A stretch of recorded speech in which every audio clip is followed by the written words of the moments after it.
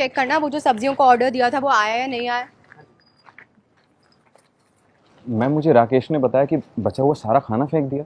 हाँ तो हमारे कैफे में रोज नया खाना बनता है, हम पुराना खाना फेंक देते हैं। पर मैम ये इतना सारा खाना फेंक देना तो गलत बात है ना। लिसन शेफ, हमारे कैफे में पुराना खाना यूज नहीं होता है और अननेसेसरी स्टोरेज भी ब्लॉक होती है, तो इसलिए हम फेंक देते हैं। मैम अगर आपको कोई इशू ना हो तो ये खाना मैं अपने साथ ले जा सकता हूँ क्या? क्यों? ये सारा खाना तुम खाओगे? मैम मैं सोच रहा था कि जैसे ही कैफे बंद होगा पास में गरीब लोगों की बस्ती है, तो वहाँ मैं खाना बांट दूंगा। तुम्हें क्या लगता है रात के 11 बजे बस्ती के लोग वहाँ पर तुम्हारा इंतजार करेंगे कि कोई आएगा और उन्हें खाना देगा? हम बहुत से लोग तो वहाँ बिना कुछ खाए पिए ऐसे ही सो जाते हैं भूखे पे। अगर रात के 11 बजे तुम बस्ती में जाकर खाना बांटोगे तो सुबह यहाँ टाइम पर आकर कौन कैफे खोलेगा? मैम वो मैं आ जाऊंगा, मैं मैनेज कर लूंगा, सुबह कैफे में आ जाऊंगा। मैम जाकर ये खाना डस्टबिन में फेंक दो, ये खाना कोई नहीं खाएगा। मैम आप प्लीज समझने की कोशिश करिए, इस खाने के थ्रू हम उनकी हेल्प कर रहे हैं। देखो तुम्हें जो करना है ना वो तुम करो, बस मेरा टाइम वेस्ट मत करो और सुबह टाइम पर आकर कैफे खोलना। Get that? Now move.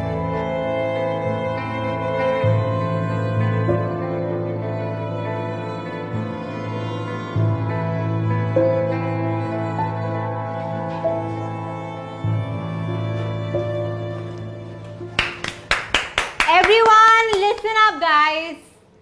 आज हमारे कैफे को 5 साल पूरे हो गए हैं, so a big applause to that. And ये ओकेजन सेलिब्रेट करने के लिए मैं आज रात को कैफे के क्लोजिंग के बाद पार्टी थ्रो कर रही हूँ एंड सबने ज्वाइन करना है, okay? Congratulations ma'am. Thank you. Ma'am मैं ये पूछ रहा था कि मुझे आधे घंटे के लिए ना बाहर जाना होगा। लेकिन क्यों? कैफे की तो क्लोजिंग हो जाएगी ना तब तक। हाँ मैम, पर मुझे वो बस्ती में खाना देने के लिए जाना होता है लोगों को। तुम पागल हो क्या? लोगों को खाना बांटने के लिए तुम हमारी पार्टी लेट ज्वाइन करोगे? मैम मैं वहाँ रोज जाता हूँ तो लोग मेरा इंतजार कर रहे होते हैं। तुम एक दिन नहीं जाओगे ना तो किसी को कोई फर्क नहीं पड़ने वाला है, कोई नहीं इंतजार कर रहा होगा वहां पे तुम्हारा। मैम अगर एक इंसान भी वहाँ मेरा वेट कर रहा होगा ना तो उसके लिए मुझे वहाँ जाना ही पड़ेगा। क्या लगता है तुम्हें? हाँ, ये सब करके तुम उनके भगवान बन जाओगे? नहीं मैम, मुझे भगवान नहीं बनना है मैम, मैं बस ये सब करके मुझे थोड़ा अच्छा लगता है। अच्छा, देखती हूँ मैं कि ये सब करके क्या चेंज ले आते हो तुम इस सोसाइटी में, कौन सा पहाड़ उखाड़ लेते हो। मैम आप मेरी बात। अब ना पार्टी में आने की कोई जरूरत ही नहीं है, तुम कल सुबह सीधा यहाँ कैफे में आना। जाओ, जाकर अपना काम करो।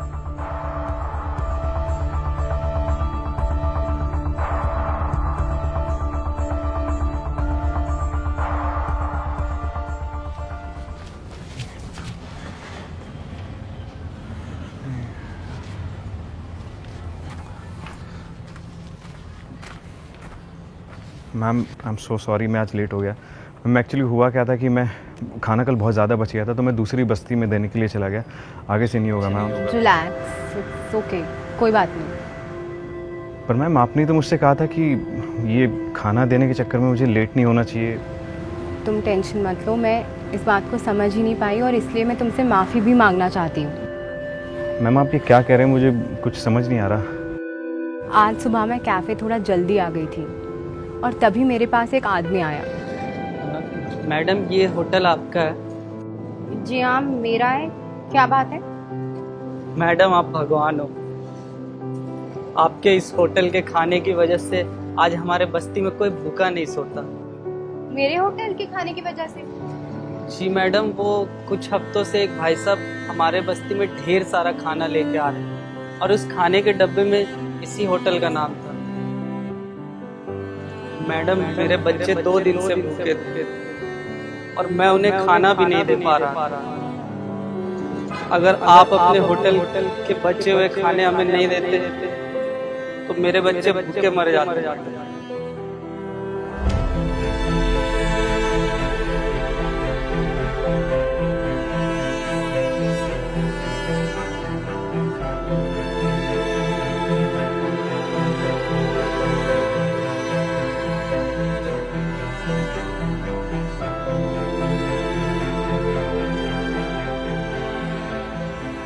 आपका बहुत बहुत शुक्रिया मैडम। भैया आपको कभी भी किसी भी चीज़ की ज़रूरत हो तो आप बेहिचक यहाँ आ सकते हैं, ठीक है? ध्यान रखिएगा।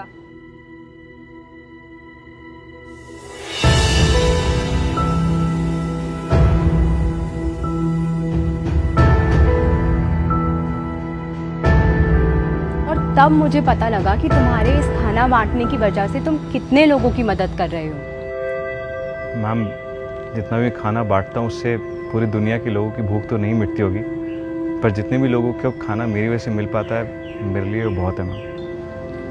तुम्हें पता है मैं कभी समझ ही नहीं पाई कि तुम्हारी इस आदत की वजह से तुम इस दुनिया में कितना बड़ा चेंज लेकर आ रहे हो, and I am really sorry for that.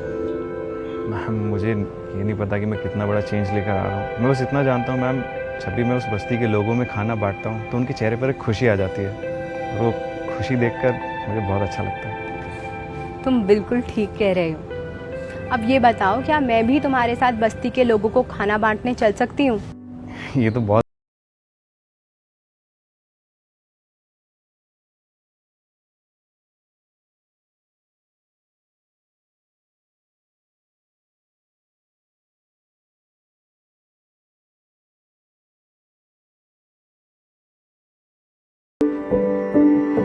In this world where everything is revolving around money, there are few anonymous heroes who are doing welfare for the society, not thinking about whether it's going out in the public or not.